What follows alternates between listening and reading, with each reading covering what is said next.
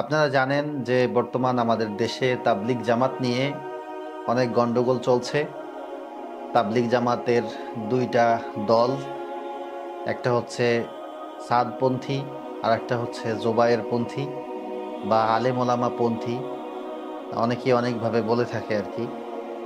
তো এই যে তাবলিগ জামাতকে কেন্দ্র করে বিরোধিতা বা দলাদলি বা আলোচনা সমালোচনা, মারামারি, সহিংসতা, তো এগুলো নিয়ে আসলে আমি কিছু বলার যোগ্যতা রাখি না। তারপরেও কিছু বিষয় আমার মাথায় এসেছে বিধায় আপনাদের সামনে আমি উপস্থাপন করার চেষ্টা করছি। যে দেখুন, সাধারণ যারা মানুষ তারা কিন্তু এত কিছু বোঝে না। সাধারণ মানুষ শুধু এটাই বোঝে যে তাবলিগ জামাতটা ছিল শান্তিপূর্ণ একটা জামাত, যেখানে কোনো দলমত কিছুই ছিল না। দলমত নির্বিশেষে সবাই তাবলিগ জামাতকে ভালোবাসতো, সাপোর্ট করত, এবং তাবলিগ জামাত দাওয়াত নিয়ে আসলে তখন তারা সেই দাওয়াতটাকে সানন্দে গ্রহণ করত এবং মসজিদমুখী হতো মানুষ। কিন্তু তাবলিগ জামাত নিয়ে এই সমস্যাগুলি হওয়ার কারণে এখন মানুষের ভিতরে একটাই মেসেজ, সেটা হচ্ছে যে তাবলিগেও এখন ভেজাল, তাবলিগেও এখন সমস্যা।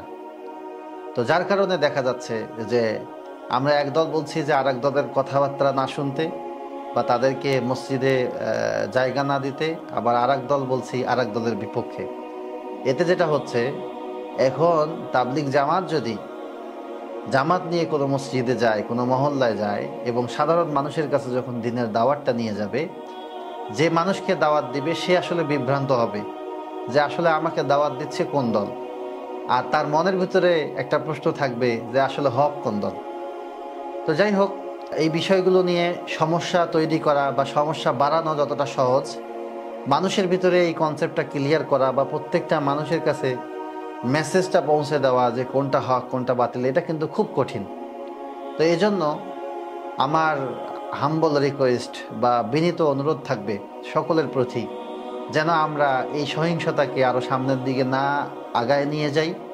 আমরা যেন ভালো কাজ করতে গিয়ে কোনো ফিতনা না করি, হ্যাঁ, এবং আমরা যেন তাবলিগ জামাতের যে মোবারক কাজ, সেই কাজটাকে আরও সামনের দিকে এগিয়ে নেওয়ার ব্যাপারে সবাই ফিকির করি, হ্যাঁ। এবং এ ধরনের সহিংসতা বা এ ধরনের সমস্যা, এ ধরনের দলাদলি, মারামারি, এগুলো থেকে যেন আমরা নিজেদেরকে বিরত রাখি। আল্লাহ যেন আমাদের সকলকে সেই তৌফিক দান করেন। আল্লাহুম্মা আমিন।